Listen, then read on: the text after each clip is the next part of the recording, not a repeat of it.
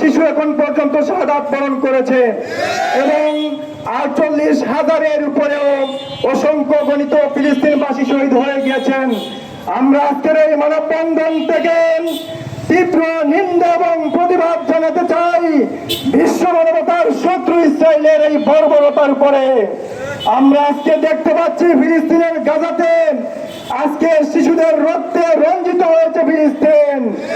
আজকে নারী এবং শিশুরা, বৃদ্ধা বনিতরা, আবালরা আজকে তাদের রক্তে রঞ্জিত হওয়ার মধ্য দিয়ে তাদের আত্মচিৎকারে আজকে ফিলিস্তিনের আকাশ বাতাস আজকে বাতাস বাড়ি হয়ে উঠেছে।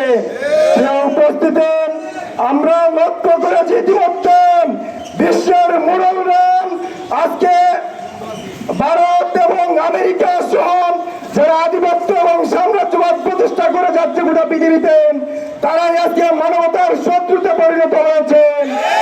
আজকে জাতিসংঘ মানবতার দুশ্মনে পরিণত হয়েছে।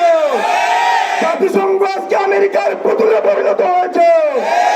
সাথে সাথে যারা আজকে মানবতার বুলিয়া উলিয়ার মধ্য দিয়ে ফিলিস্তিনের উপরে বর্বরোচিত হামলায় নীরব রয়েছেন, তাদেরকে আমরা বিশ্বাসঘাতক হিসেবে উল্লেখ করছি। উপস্থিতি আজকে যে মানবতার দোষ ও ধ্বংসযজ্ঞ ফিলিস্তিনের উপরে চলছে, আমরা মুসলিম বিশ্বকে উদাত্ত আহ্বান জানাতে চাই। শুধু মুসলিম বিশ্ব নয়, মানবতাকে আমরা আহ্বান জানাতে চাই। যাদের মধ্যে এই মানবতা রয়েছে আপনারা বসে থাকতে পারেন না।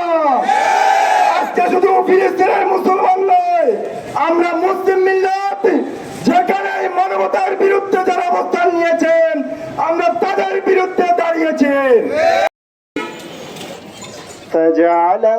পেশ করার জন্য আজকে আমাদের এই